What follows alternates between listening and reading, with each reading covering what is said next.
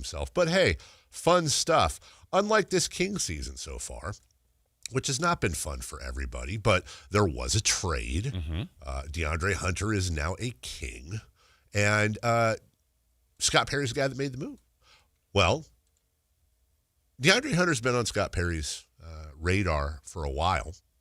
This is him back when he was doing the Hoop Genius podcast. This is the same podcast where famously he was talking about Zach LaVine not really having great value. Here he is talking about DeAndre Hunter last year when he was traded from the Hawks to the Cavs. I love the move for Cleveland, to be honest with you. I'm a DeAndre Hunter fan. Sat and watched him play many times against us when I was most recently executive with the Knicks. This guy shows up and competes. The only negative I can really say about him is that he's had a little bit of an injury history as well in his career to date. But when healthy, this guy shows up, competes. He's improved every year. He gives you the ability to shoot threes from the perimeter. He can also beat you a little bit off the dribble. I think he has a little bit of toughness with him. He brings some size to that wing position.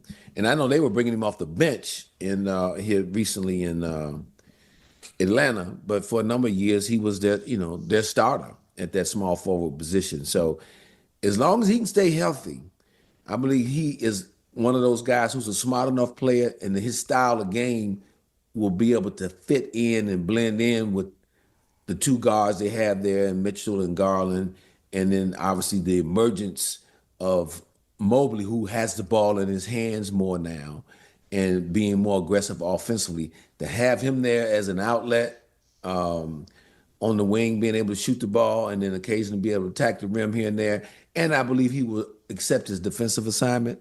I like the move for Cleveland. There you go. Okay.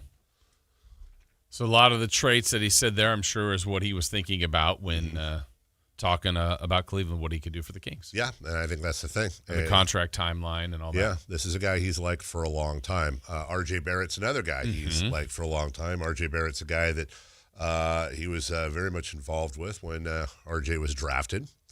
And there are rumors that the Toronto Raptors are very much involved in the Domantas Sabonis talks.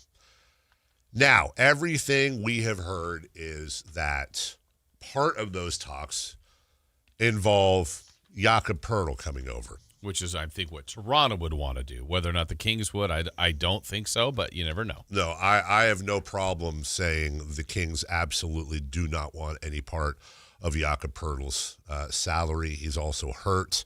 Let me find it here. It's a smaller number. It's just extended just for years. That's the problem. He makes 20 this year, 20 next year, 27 the year after, and almost 30 the year after that. So yeah, you're breaking your 22. The 26-27 seasons last year.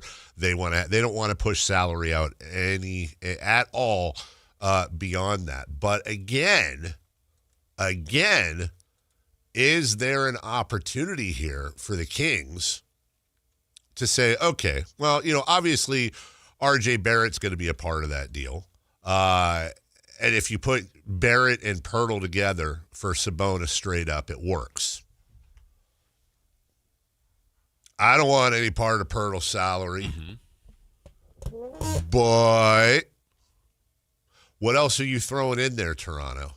What else are you throwing in there? Now you make it bigger and make it. I don't want players. What I do want is I want to say, okay, how much draft capital are you willing to attach to that? And again, I'm not trying to play with the trade machine and throw out fake trades, or I do this or I wouldn't do that. Just like the same exercise with James Harden.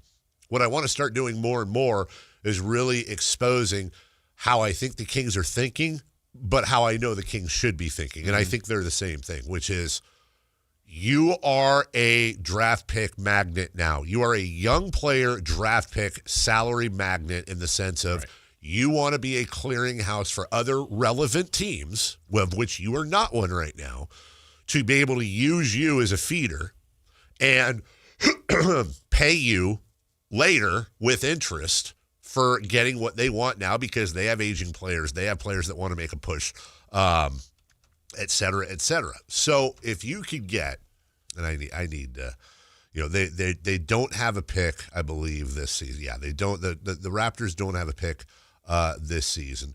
They do own their 2027, and they do own their 2029 first-round picks.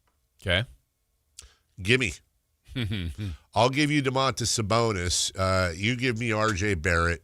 Fine player. I'm not going crazy over him. What's his contract, by the way? Good question, Jason Ross. R.J. Barrett is making 27.7 this year, 29.6 next year, and then he is done. So he fits that. He 100% fits that. So, and by the way, let me just give you, R.J. Barrett is 25 years old. He'll be 26 in June.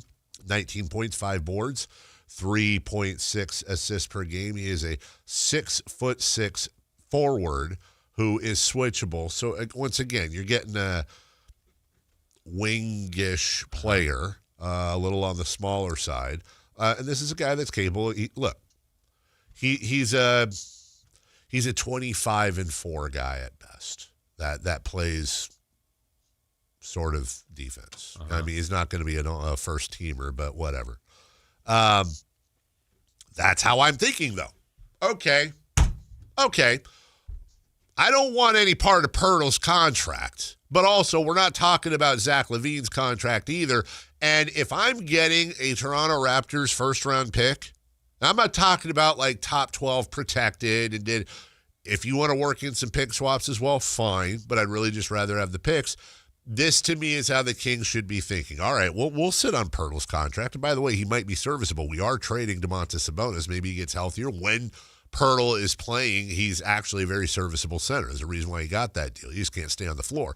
But that doesn't help you right now. I don't care about how good he is. But if I can get the first-round picks and add that to my dartboard, I'm thinking about it.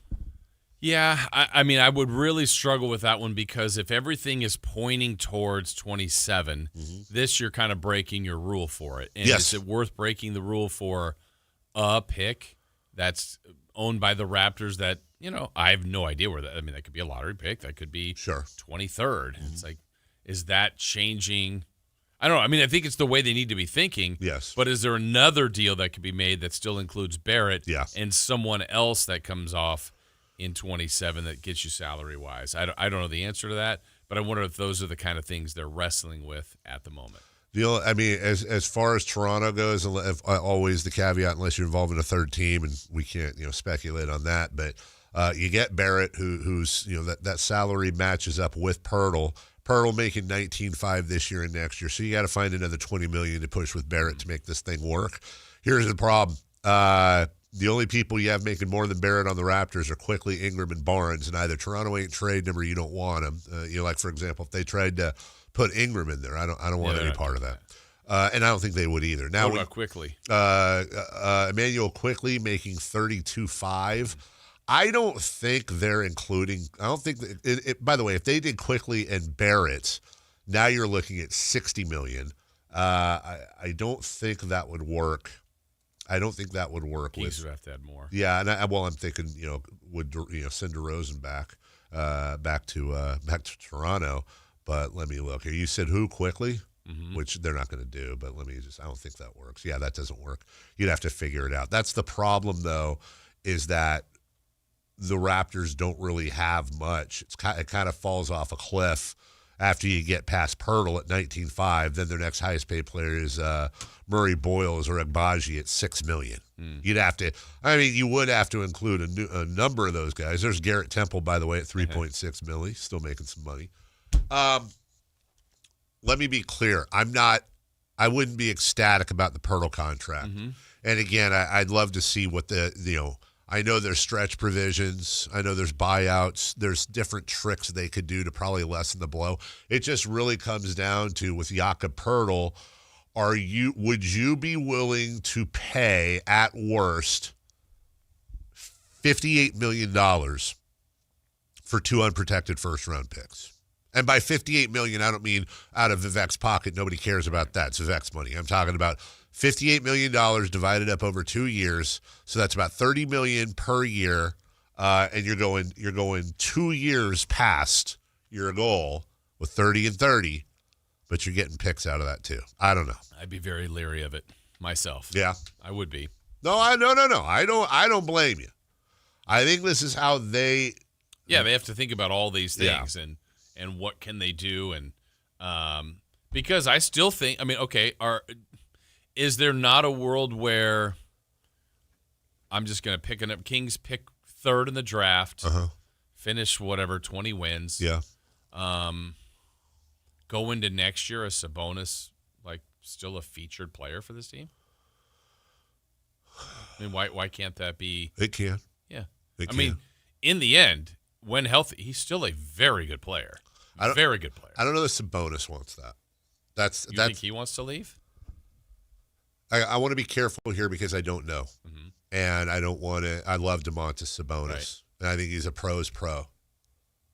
I am guessing, underlined all caps, guessing. Well, I'm guessing all the veterans are hating this season. I'm guessing that Domas wouldn't mind a trade to the right spot. I just. Yeah. He's probably more pulled by Napa than he is the team as far as staying here. Yeah. And I'm not saying that's a bad thing either. Right. Look, he's not 22 years old. He wants to play on a contender. And this isn't what he signed up for. It's not what any of these guys signed up for. I get it. These are human beings that just happen to make a lot of money. I don't think he'd hate a trade. But what I don't want is Dave says Domantas. No, I don't know that, but it's just natural. My natural psychology. I would believe that too. Yeah. We'll take a break when we come back.